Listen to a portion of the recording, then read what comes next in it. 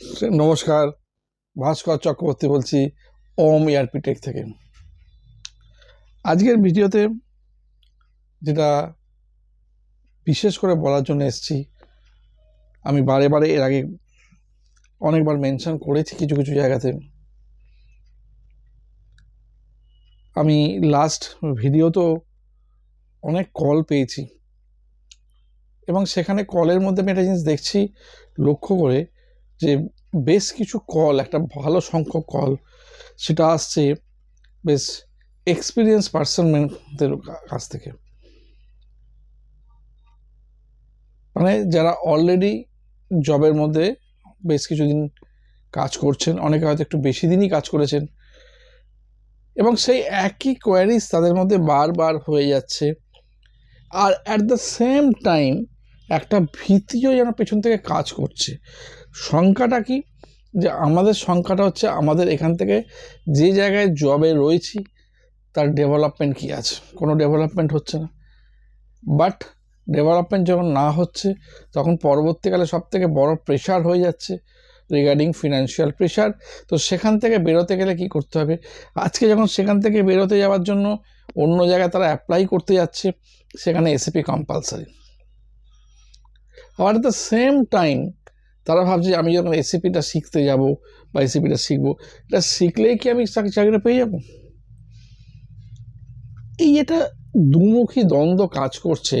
এটা কিন্তু খুব বড় সংখ্যক স্টুডেন্ট এমপ্লয়ি, মানে যারা student employee in the sense যারা যে অলরেডি জবের মধ্যে রয়েছে তাদের মধ্যে কাজ করছে।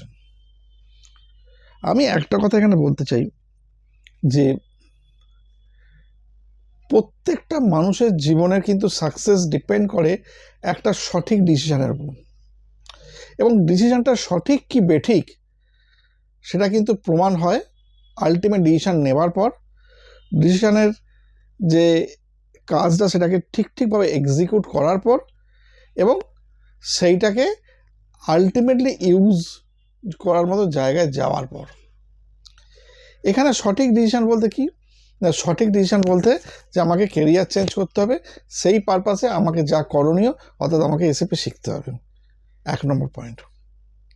2 নম্বর পয়েন্ট হচ্ছে আমি SAP যখন শিখতে যাব তাহলে শেখাটা যেন আমাকে এইরকমভাবে হয় যাতে কি না, যে আমার নিজের যে সময় আছে, আমার নিজের যতটুকু মানে আলটিমেটলি নেবার মতো ক্ষমতা আছে প্রতিটা ক্লাসে, সেইরকম ধরনের সংস্থার সঙ্গে যুক্ত হওয়া দরকার। একটা প্রফেশনাল সংস্থার সঙ্গে যুক্ত হওয়া মানে সেখানে একটা নির্দিষ্ট পার্টিকুলার টাইম, 3 মাস 4 মাসের মধ্যে কোর্স, এবং সেখানে একদম পরিষ্কার টাইমে ক্লাস, এবং সেই ক্লাসের মধ্যে যদি কোনো রকম কনফিউশন হয় বা যদি কোনো রকমভাবে আমার কোনো প্রবলেম আমি অ্যাটেন্ড করতে পারলাম না, কি বুঝতে পারলাম না, there is no alternative scope of revisions, আমাকে দেখানোর কেউ নেই, এই ধরনের একটা যে সিচুয়েশান, এই সিচুয়েশনের মধ্যে না পড়া। তাহলে আমাকে প্রথমেই বাঁচতে হবে যে একটা অর্গানাইজেশান, যে অর্গানাইজেশানটা সব থেকে সুবিধাজনক, যে আমি যে সময় চাইছি, যদি আজকে আমার ডিউটিটা শিফটিংও হয় তাহলে আমার শিফটিং ডিউটির ইস্যুতেও তারা আমাকে টাইম অ্যারেঞ্জ করে দেবে। সেটা কি পসিবল? সেটা পসিবল কিনা সেটা দেখতে হবে। যদি সেটা পসিবল হয় তাহলে অবভিয়াসলি সেই সংস্থার সঙ্গে যুক্ত হওয়ার চিন্তাভাবনা করতে হবে। এটা খুব বড় ব্যাপার। নেক্সট যেটা, সেটা হচ্ছে যদি দেখা যায় যে আমি সেই সংস্থার সঙ্গে যুক্ত হচ্ছি, তাদের কি কোনো নির্দিষ্ট টাইম ফ্রেম আছে যে এই কদিনের মধ্যেই কোর্স শেষ হয়ে যাবে? তারা কি কোনো প্রফেশনালি শেখাচ্ছে? এইটা একটা বড় ব্যাপার আছে। আজকে যদি কোনো জায়গায় কোনো টপিক্সে প্রবলেম হয়, তার রিভাইভ কীরকমভাবে হবে, সেখানে কি কোনো ব্যবস্থা আছে? নেক্সট যেটা, সেটা হচ্ছে যে ধরুন আজকে আমি ক্লাস অ্যাটেন্ড করতে পারলাম না, সেটা ব্যাচে আমি 3 জনের মধ্যেই থাকি, বা যদি কোনো কারণে আমি সিঙ্গেলও ক্লাস করি, তাহলে আমার সেই জায়গাটা কীভাবে মেকআপ হবে, তার কি কোনো ব্যবস্থা আছে? আমার কোর্সটা শেষ হয়ে গেল, দেখা গেল বেশ কিছু টপিকস আমি যখন প্র্যাকটিস করতে যাচ্ছি, বা পরবর্তীকালে আমি আলটিমেটলি কিছু দেখতে যাচ্ছে আমি বুঝতে পারছি না। আমার কি কোনো অপশন আছে তাদের সঙ্গে যোগাযোগ করব? কোনো রাস্তা আছে?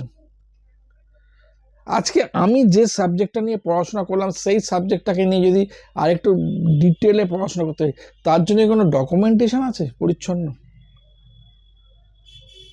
আজকে যে সাবজেক্টটা নিয়ে ক্লাস করলাম, আমি তো ক্লাসটা 4-5 দিন পর ভুলেও যেতে পারি, বা 1 মাস পর তো পুরোই ভুলে যাবো। 4টে ক্লাস হয়ে গেল, তারপর প্রথম 3টে ক্লাস ভুলে যাবো। তা সেখানে তো আমার পক্ষে সম্ভব নয় ক্লাসে বসে সব কিছু নোট করার। তাহলে তার কি অপশন আছে? আমার কি কোনো সেই সমস্ত ক্লাসের রেকর্ডিং থাকবে যেগুলো করেছি, যাতে আমি কিনা পেছন থেকে বসে সমস্ত রেকর্ডিং দেখতে পাই? তাহলে আমি সেগুলো নিজের থেকে রিভাইভ করতে পারবো। সেই অপশন কি এখানে আছে? নেক্সট হচ্ছে যে আমি যখন একটা কোর্স করছি, আমি যখন একটা টপিক পড়ছি,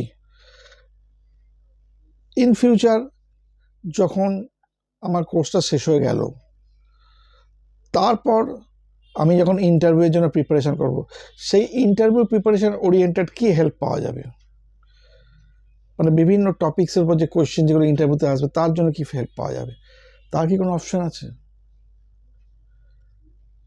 আমি যে অ্যাপ্লাই করব, আমার যে প্রপার সিভিটা হবে, সিভিটা একদম টোটালি ডিফারেন্ট নেচারের হয়, সেই সিভিটা কি তৈরি করে দেওয়ার কোনো অপশন আছে?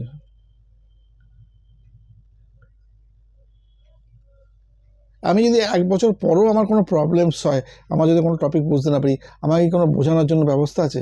তার জন্য কি আমাকে চার্জ পে করতে হবে? আমি যে সফটওয়্যারটা ইউজ করছি, সেই সফটওয়্যারটা যদি কোনো রকম ডিস্টার্বড হয়, আমাকে তার জন্য আবার পে করে নিতে কিছু পে করার ব্যাপার আছে? যে প্রথমবার ফ্রি পেলাম, তারপরের বার থেকে পে করতে হবে?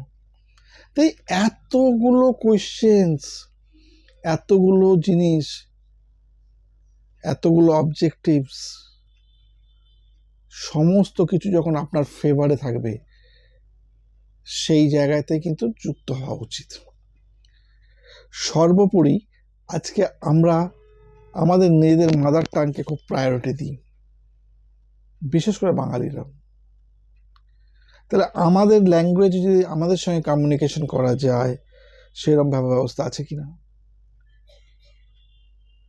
এই সমস্ত কটা ফিচার্স আপনি কিন্তু আজকে এই আমার ইনস্টিটিউট অফ ERP থেকে আমি পাবেন, এবং আমি সর্বত্রভাবে নিজের টোটাল জায়গাটাকে অপারেট করি। তো সেই জন্য আজকে আপনি যখন কোনো জায়গায় অ্যাডমিশান নিতে যাবেন, অ্যাটলিস্ট যদি আমাকে একবার কল করেন, আমি কিন্তু আপনাকে আরও ডিটেলসে বুঝিয়ে দিতে পারবো। সর্বোপরি ইনস্টলমেন্ট ফেসিলিটিস, ফি স্ট্রাকচার্স, তার কি ফেসিলিটি আছে, সেটাও এখানে যথেষ্ট সুবিধাজনক ব্যবস্থা আছে।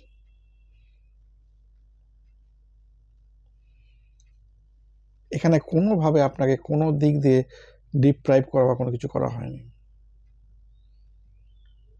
তো সেই জন্য স্টুডেন্ট, আমরা সত্যিই যারা SAP শিখতে চাইছেন, যারা এই ধরনের জায়গায় খুব ওরিড আছেন, আমি বলবো তারা আসুন, তারা যুক্ত হন, তারা খুব ভালোভাবে শিখতে পারবেন।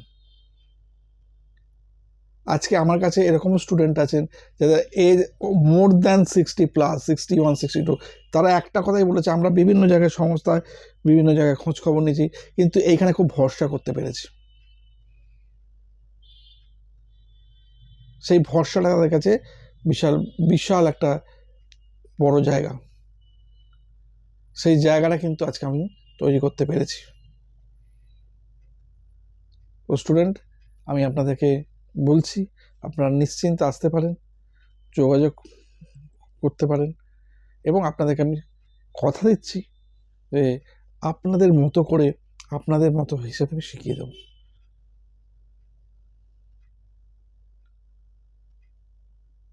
আশা করছি আমি খুব ভালোভাবে ব্যাপারটা বোঝাতে পেরেছি। প্রত্যেকে ভালো থাকবেন। নমস্কার।